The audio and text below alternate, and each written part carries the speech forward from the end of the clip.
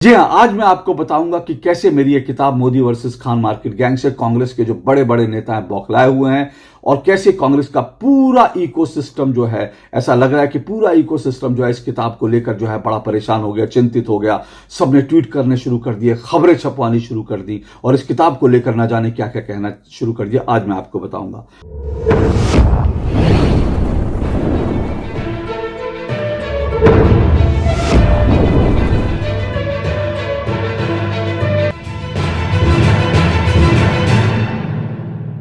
खुद को शेर, बब्बर शेर और मोहब्बत की दुकान जैसे ना जाने कितनी उपमाएं देकर खुद अपनी पीठ थपथपाने वाले कांग्रेस के नेता और कांग्रेस का पूरा इकोसिस्टम कितना डरपोक है, ये मैं आज आपको बताऊंगा। ये लोग जो खुद को कहते हैं कि हम शेर हैं, बब्बर शेर हैं, ये लोग वास्तव में कितने डरपोक हैं, ये आज मैं आपको बताऊंगा। ये लोग इतने डरपोक हैं कि ये लोग एक किताब से डर गए। जी हां, सिर्फ एक किताब से ये लोग डर गए और ये किताब कोई और नहीं बल्कि ये मेरी किताब Modi versus Khan market gang है। जी हां, आज मैं आपको बताऊंगा कि कैसे मेरी ये किताब Modi versus Khan market gang से कांग्रेस के जो बड़े बड़े नेता हैं बौखलाए हुए हैं और कैसे कांग्रेस का पूरा इकोसिस्टम जो है, ऐसा लग रहा है कि पूरा इकोसिस्टम जो है इस किताब को लेकर जो है बड़ा परेशान हो गया, चिंतित हो गया। सबने ट्वीट करने शुरू कर दिए, खबरें छपवानी शुरू कर दी और इस किताब को लेकर ना जाने क्या क्या कहना शुरू कर दिया। आज मैं आपको बताऊंगा। दरअसल हुआ ये कि आप अच्छी तरह से जानते हैं मेरी ये किताब जो है पिछले कई महीने पहले जब मेरी ये किताब लॉन्च हुई थी और ये किताब जो है पॉलिटिकल सेक्शन में और अमेजन पर और बाकी सब जगह पर ये पॉलिटिकल सेक्शन में नंबर 1 ये किताब जो है ट्रेंड करती रही और लोगों ने इसको बहुत पसंद किया, बहुत प्यार दिया और साथ साथ इस किताब को काफी प्रसिद्धि भी मिली। लेकिन हुआ कुछ यूं कि इस किताब को, क्योंकि आप अगर मेरे पॉडकास्ट देखते हैं, अगर आप वीडियोस देखते हैं तो आपको मालूम है कि मैं इस किताब के अंदर फेक नैरेटिव्स को एक्सपोज मैंने करने का काम किया है और मैं मानता हूं देश के लिए फेक नैरेटिव बहुत बहुत जो है खतरनाक है, बहुत दुर्भाग्यपूर्ण है। कैसे फेक नैरेटिव लगातार झूठ बोल बोल के, बार बार झूठ बोल के कैसे फेक नैरेटिव गढ़े जाते हैं, वो उसको लेकर मैंने अपनी किताब में एक्सपोज किया है।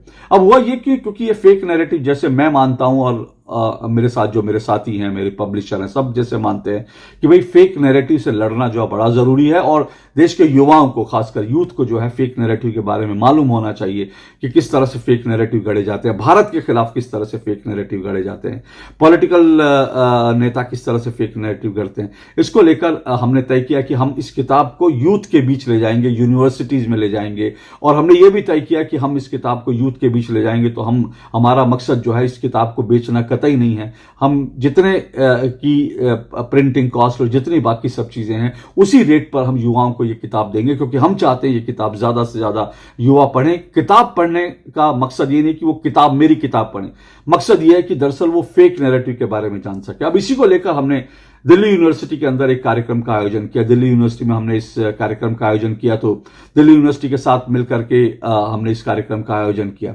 और दिल्ली यूनिवर्सिटी के जो वाइस चांसलर है प्रोफेसर योगेश सिंह, उन्होंने इस कार्यक्रम इस किताब को एक मंच देने का तय किया। उन्होंने खुद भी ये किताब पढ़ी, पूरी किताब उन्होंने पढ़ी और उन्होंने कहा ये किताब जो है हर देशभक्त को पढ़नी चाहिए, जो देश के बारे में चिंतित है उनको पढ़नी चाहिए। और उन्होंने इस किताब को एक मंच दिया और उसमें बीजेपी के जो हैं बीजेपी के सह संगठन महामंत्री शिव प्रकाश जी वो इसमें शामिल हुए और साथ साथ ज्योति मिर्धा जो खुद जिन्होंने कहा वो खान मार्केट गैंग को भोग चुकी हैं, क्योंकि वो एक समय में कांग्रेस की एक बड़ी नेता थी। कांग्रेस उनका पूरा परिवार कांग्रेस के साथ रह चुका था, लेकिन अब वो बीजेपी की नेता हैं, पूर्व सांसद हैं। तो ये सब लोग इस कार्यक्रम में शामिल हुए।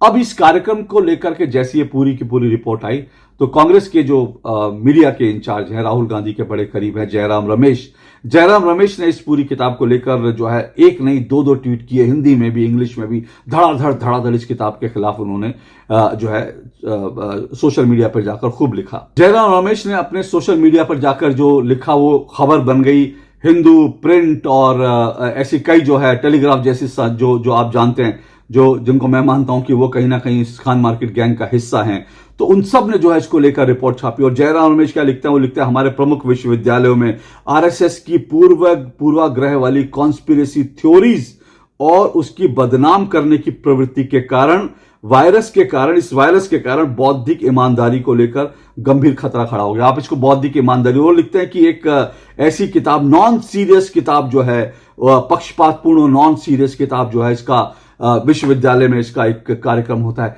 अब उसको लेकर इनको बड़ी चिंता है। और जैसा मैंने कहा कि ये जब उन्होंने ट्वीट किया, खबर लिखी, तो उसके बाद तमाम कांग्रेस के और भी नेताओं ने इसको लेकर के ट्वीट करना शुरू किया, कांग्रेस के और नेताओं ने इसको लेकर लिखना शुरू किया। उनको लगा हाँ ये दिल्ली यूनिवर्सिटी में क्या हो गया, मोदी वर्सेस खान मार्केट, इस किताब की दिल्ली यूनिवर्सिटी में जो है कार्यक्रम हो रहा है, वीसी उसमें खुद शिरकत कर रहे हैं, ये सब जो है पूरी तरह से बौखला गए। अब देखिए, जहां तक इन्होंने जिन शब्दों का इस्तेमाल किया मैं उस पर ये बोलूंगा, और सबसे पहले इस पर मैं प्रतिक्रिया दूं उससे पहले मैं ये बोल रहा हूं, सबसे पहली बात है कि मैंने ये जो किताब लिखी है, मैंने उस कार्यक्रम में भी ये बोला, और मैं ये डंके की चोट पर बोल रहा हूं कि अगर इस किताब में मैंने जो फैक्ट्स दिए हैं, क्योंकि मैं फेक नैरेटिव को फैक्ट्स के साथ एक्सपोज करने में यकीन रखता हूं, और मैंने ये लिखा है, मैंने ये कहा भी है कि इस किताब में मैंने जो फैक्ट्स लिखे हैं, अगर आप उन फैक्ट्स को गलत साबित कर देंगे तो फिर मैं अगले भविष्य में मैं किताबें लिखनी बंद कर दूंगा, मैं कोई किताब नहीं लिखूंगा। मैंने ये ओपनली ऐलान किया, मैंने कहा अगर आप इसको गलत साबित कर देंगे, मैंने जो तथ्य लिखे हैं वो बड़े जो कुछ लिखा है वो बड़ा फैक्ट्स के साथ लिखा है, और उसको मैं चुनौती के साथ स्वीकार करता हूं कि आप अगर इसको फैक्चुअली गलत साबित कर दे। और इस किताब को लेकर मैं कहीं पर भी जो है कांग्रेस के नेता हो, कोई भी, मैं इस किताब को लेकर पूरी तरह से बहस करने के लिए तैयार हूं। आप आइए, खुलकर बहस कीजिए। आखिर डेमोक्रेसी तो इसी का नाम है ना, कि डेमोक्रेसी में जो है बहस होती है, डेमोक्रेसी में विमर्श होता है, डेमोक्रेसी में जो है एक दूसरे के विचार सुने जाते हैं। लेकिन दिक्कत क्या है, जयराम रमेश और कांग्रेस के जो जितने चिंटू बिंटू हैं, उन्होंने किसी ने किताब नहीं पढ़ी, किसी ने, जयराम रमेश ने किताब नहीं पढ़ी, क्योंकि कांग्रेस किताबें पढ़ने में यकीन नहीं रखती।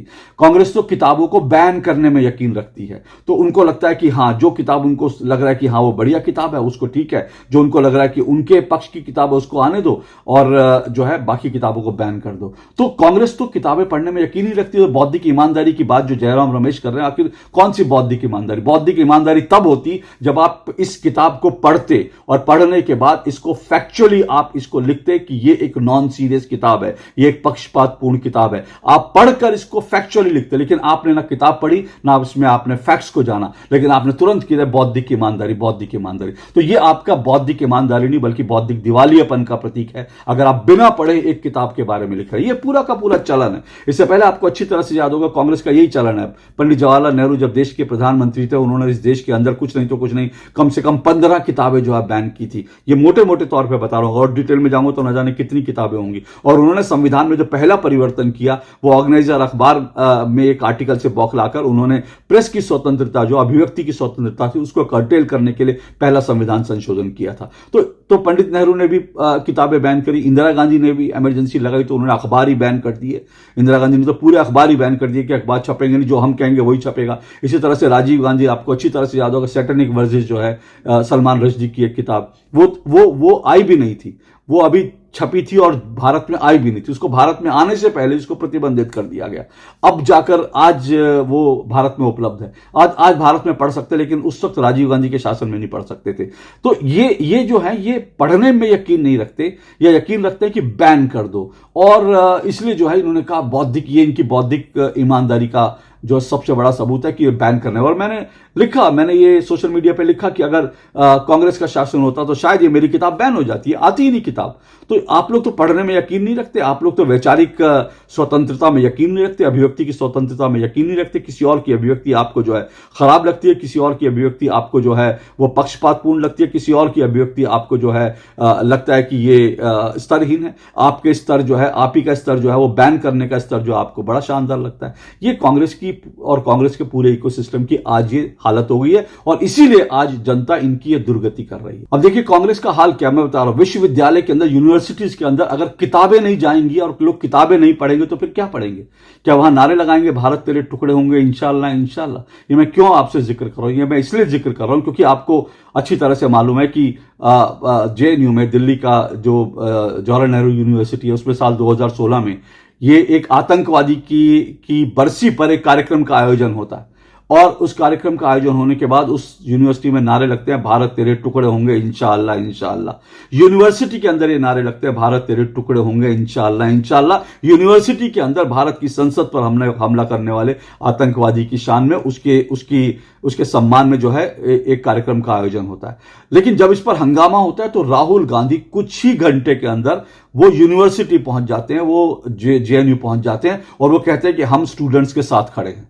तो वो राहुल गांधी जो स्टूडेंट्स के साथ तब खड़े थे जब ये नारे लग रहे थे भारत तेरे टुकड़े होंगे इंशाल्लाह इंशाल्लाह, वो उसके लिए उनके साथ खड़े थे। लेकिन स्टूडेंट जो है किताब पढ़ें, उनके अंदर वैचारिक विमर्श चले, इसके साथ नहीं खड़ी कांग्रेस, इसके साथ नहीं खड़े राहुल गांधी। अगर राहुल गांधी में हिम्मत होती तो जयराम रमेश को बोलते भाई किताब है, किताब से क्यों डरना है, किताब को आने दीजिए ना। और अगर आपको मेरी किताब में लगता है कि फैक्चुअली गलत है, मैं तो ओपन डिबेट की बात कर रहा हूं, लेकिन अगर आपको लगता है फैक्चुअली गलत है तो आप इसके जवाब में एक और किताब लिखिए ना, लिखिए कि ये सब कैसे मैंने झूठ लिखा। तो विचार का सामना तो विचार से होगा ना, विचार का सामना इस तरह से नहीं होगा कि आप जो है बैन करने की बात करेंगे, आप जो है कहेंगे कि ये गलत हो रहा है, ये बौद्धिक दिवालियापन है, बौद्धिक ईमानदारी नहीं, आप सवाल उठाएंगे।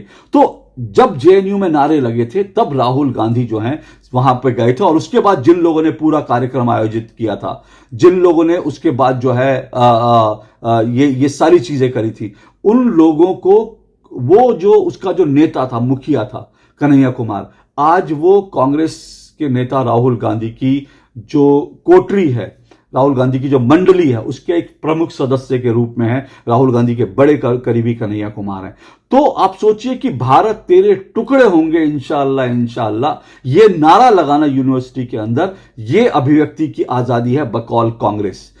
यूनिवर्सिटी के अंदर संसद पर हमला करने वाले आतंकवादी के लिए उसके सम्मान में बरसी मनाना, यह अभिव्यक्ति की आजादी है। लेकिन अगर यूनिवर्सिटी के अंदर किताब का कार्यक्रम आयोजित हो जाता है तो फिर ये जो है ये पक्षपातपूर्ण रवैया है, ये इन लोगों का स्तर है, ये इनका बौद्धिक स्तर है। मैं फिर कह रहा हूं, किताबें लिखी जाती हैं और किताबें बहुत तरह की लिखी जाती हैं, कोई किसी को पसंद होती है, किसी को नापसंद होती है, लेकिन ये हमारी अभिव्यक्ति की आजादी है। हम किताबें लिखते हैं और किताबें डेमोक्रेसी को जिंदा रखती हैं, डेमोक्रेसी को बढ़ाती हैं। मैं अक्सर क्यों कहता हूं कि तहसीन पूनावाला जो है वो प्रियंका गांधी वाड्रा के जो है वो रिलेटिव भी हैं, कांग्रेस के नेता हैं। राहुल गांधी और प्रियंका गांधी वाड्रा और कांग्रेस के परम जो है वो बिल्कुल दिल से एकदम से उनके समर्थक हैं। लेकिन उन्होंने भी इस किताब को लेकर क्या कहा था ये आपको सुनाता हूं, क्योंकि इससे आपको समझ में आएगा कि एक तरफ तहसीन पूनावाला जैसे नेता हैं कांग्रेस के अंदर और जिनको कांग्रेस आज कोई भाव नहीं देती, और दूसरी तरफ जयराम रमेश जैसे लोग हैं। तो जो फासिस्ट लोग कांग्रेस के अंदर जो घुस आए हैं, कांग्रेस के अंदर जो ये जो नक्सली मानसिकता वाले, जो अर्बन नक्सल मानसिकता वाले, ये जो कांग्रेस के अंदर एनजीओ कल्चर वाले जो है, और एनजीओ कल्चर भी कौन सी, जो विदेशों से फंडिंग लेकर काम करती है, वो जो उस कल्चर वाले लोग हैं, वो नेता इस वक्त हावी हो गए हैं और इसलिए कांग्रेस की दुर्गति है। लेकिन तहसीन पूनावाला जैसे लोग जो कहते हैं कि भाई किताबें किसी भी पार्टी के पक्ष और उसमें लिखने में, उसमें बीजेपी हो कांग्रेस हो, सवाल यह कि किताबें पढ़नी चाहिए, ज्यादा से ज्यादा किताबें पढ़नी चाहिए। वैसे तहसीन पूनावाला जैसे नेता जो है साइडलाइन कर रखे हैं। सुनिए जरा तहसीन पूनावाला को क्या कुछ कहा था तहसीन पूनावाला ने, कांग्रेस के एक नेता ने, इसी किताब को लेकर। सुनिए जरा। सबसे पहले तो मैं अशोक जी को इस किताब के लिए, Modi versus Khan market gang के लिए ढेर सारी शुभकामनाएं, साधुवाद देता हूं। और मैं उम्मीद करता हूं और मैं ये बात जानता हूं कि नंबर 1 बुक बनेगी पॉलिटिकल स्फीयर में। पॉलिटिकल स्फीयर में क्यों, हर स्फीयर में नंबर 1 बुक बनेगी। अब ट्रेंड कर रही है बुक, तो ढेर सारी शुभकामनाएं। किताब हमें पढ़नी चाहिए, किताब हमें लिखनी चाहिए। यही लोकतंत्र का बेसिस है कि जितनी किताबें लिखी जाएगी, जितनी किताबें छपेगी, जितने लोग किताबें पढ़ेंगे, उतना लोकतंत्र मजबूत होगा। तो इस किताब से भी लोकतंत्र मजबूत होगा। इसलिए भी मैं अशोक जी को ढेर सारी साधुवाद देता हूं। एंड आई होप कि एक किताब पढ़ने के बाद बहुत सारे लोगों को जो इन्फॉर्मेशन है या मिस इन्फॉर्मेशन है वो क्लियर हो जाए, जो सवाल है वो उठने चाहिए, मिस इन्फॉर्मेशन है वो चले जानी चाहिए। और चाहे हम किसी भी पार्टी के समर्थक हो, कांग्रेस के, भाजपा के, मोदी जी के, राहुल जी के, बात यह है कि देश हमेशा आगे होना चाहिए। So thank you so much. And Ashok ji, आपको ढेर सारी शुभकामनाएं। तो एक कांग्रेस का नेता कह रहा है कि किताबें डेमोक्रेसी को मजबूत बनाती हैं, और एक कांग्रेस का नेता जो आज जो है कांग्रेस में शक्तिशाली पद पर है, वो कह रहा है कि पक्षपातपूर्ण किताबें और बौद्धिक ईमानदारी का संकेत नहीं। वो ऐसे शब्दों का इस्तेमाल कर रहा है क्योंकि दरअसल ये, मैं फिर कह रहा हूं, ये लोग एक किताब से डरते हैं, ये लोग विचार से डरते हैं, क्योंकि वैचारिक रूप से जो है हम इनको जो है चैलेंज करते हैं। अगर ये कहते हैं कि भारत तेरे टुकड़े होंगे इंशाल्लाह अभिव्यक्ति की आजादी है, तो हम इनको चैलेंज करते हैं ये अभिव्यक्ति की आजादी नहीं है। अगर ये कहते हैं कि भारत जो है वो भारत जो है भुखमरी के रैंक में पाकिस्तान से भी नीचे है, तो हम इनको चैलेंज करते हैं कि भाई ये फैक्चुअली आप गलत कह रहे हो। ये आप एक इंटरनेशनल जो एजेंसी है जो भारत का विरोधी एजेंडा लेकर आगे बढ़ रही है, आप उसके समर्थन में सिर्फ इसलिए खड़े हो जाते हैं क्योंकि आपको नरेंद्र मोदी का विरोध करना है। तो फिर हम उनको चैलेंज करते हैं। ये लोग इस चैलेंज से डरते हैं क्योंकि ये लोग फैक्चुअली जो है खड़े नहीं हो पाते। और मैंने पहले भी आपको बताया था, ये इन्होंने कांग्रेस ने जो है पूरे चुनाव के दौरान, जब 2024 का चुनाव हो तो उन्होंने 14 पत्रकारों को बैन कर दिया था, और अब तो एक 15वें पत्रकार राहुल कंवल को भी इन्होंने बैन कर दिया। तो ये पत्रकारों को बैन करते हैं, उनके शो में नहीं जाते क्योंकि ये उनके सवालों से डरते हैं। ये लोग डरपोक लोग हैं, ये लोग बब्बर शेर नहीं है, ये लोग डरपोक लोग हैं। इसीलिए ये लोग डर के मारे इस तरह की चीज करते हैं। हम कहते हैं आप ओपन डिबेट कीजिए ना, आपको डर क्यों लगता है? ओपन किताबें पढ़िए ना, आपको डर क्यों लगता है? इतने साल तक आपने जो है क्या कुछ नहीं पढ़ा। इसी दिल्ली यूनिवर्सिटी के अंदर, मैंने बार बार आपको बताया, इसी दिल्ली यूनिवर्सिटी के अंदर साल 2016 तक कांग्रेस का इकोसिस्टम, इसी दिल्ली यूनिवर्सिटी में यह पढ़ा रहा था कि भगत सिंह जो है वो आतंकवादी थे। भगत सिंह के लिए आतंकवादी शब्द का इस्तेमाल होता था। ये इनको अलाउ था, ये इनको ठीक लगता था, ये पक्षपातपूर्ण नहीं लगता था। ये इनको बौद्धिक ईमानदारी लगती थी कि भगत सिंह को, भारत के महान अमर बलिदानी जो है भगत सिंह को जो है आतंकवादी कहें, ये इनको जो है बौद्धिक ईमानदारी लगती थी। ये इनका बौद्धिक स्तर है। इस बात से समझिए कि ये लोग आज, इनको लोग क्यों एक्सेप्ट नहीं कर रहे हैं। आज भारत जो है जग गया है। भारत जो है आज इनके जो फरेब में नहीं फंसता, इसीलिए नहीं फंसता क्योंकि इनके फरेब एक्सपोज हो गए हैं। और इनको एक्सपोज करने के लिए मैं कह रहा हूं किताबें लिखी जाएंगी, किताबें और लिखी जाएंगी। अगर आप में दम है तो आप इन किताबों को आप प्रतिबंधित कीजिए। आपके जितने स्टेट, जितने रूल है, आप वहां पर इन किताबों को प्रतिबंधित कीजिए, किताबों को जलाइए। लेकिन हम इन विचारों को मरने नहीं देंगे क्योंकि हम वैचारिक युद्ध लड़ रहे हैं। हम तलवार से लड़ने वाले लोग नहीं है। भारत जो भारत के लोगों में तलवार से नहीं लड़ते, वो विचारों से लड़ते हैं। और मैं एक भारतीय की तरह विचारों से लड़ूंगा और मैं लड़ता रहूंगा। आपके ये जो बौद्धिक दिवालियेपन है, इसके खिलाफ भी लड़ूंगा। और अगर आप कहेंगे कि किताबें जो हैं नहीं जानी चाहिए यूनिवर्सिटी में, तो मैं इसका भी विरोध करूंगा। स्टूडेंट्स को इस किताब को पढ़ने का हक है, स्टूडेंट्स को इसकी आलोचना करने का हक है, स्टूडेंट्स को इसका समर्थन करने का हक है। लेकिन आप कांग्रेस मुख्यालय में बैठकर यह तय नहीं कर सकते कि दिल्ली यूनिवर्सिटी कौन सी किताबें पर चर्चा करे, कौन नहीं करे। आप ये नहीं तय कर सकते कि भारत का नागरिक, दिल्ली विश्वविद्यालय का युवा कौन सी किताब पढ़े, कौन सी नहीं पढ़े। यह आप तय नहीं कर सकते। आप इस देश के जो है राजा महाराजा नहीं, आप इस देश के युवराज के जो है वो सहयोगी नहीं है कि आप तय करेंगे। यह देश जो है डेमोक्रेसी से चल रहा है, संविधान से चल रहा है। और राहुल गांधी अगर संविधान को लेकर के घूमते हैं तो उनको अच्छी तरह से मालूम होगा, उनको अच्छी तरह से इस बात की बुद्धि होनी चाहिए, ज्ञान होना चाहिए। जिस संविधान की लाल डायरी लेकर घूमते हैं, उसी संविधान ने मुझे किताब लिखने का अधिकार दिया है। और उसी संविधान ने मुझे इस बात का अधिकार दिया है कि मैं अपनी किताब का दिल्ली यूनिवर्सिटी के अंदर कार्यक्रम करूं, मैं अपनी किताब को युवाओं के बीच लेके जाऊं। आपकी मानसिकता इमरजेंसी वाली है, आप प्रतिबंध में यकीन रखते हैं, आप विचारों से डरते हैं। आप डरिए क्योंकि आप बब्बर शेर नहीं हैं, आप शेर नहीं हैं, आप मोहब्बत की दुकान नहीं है। आप विचारों से डरने वाले जो हैं डरपोक लोग हैं। आज के लिए इतना ही। नमस्कार।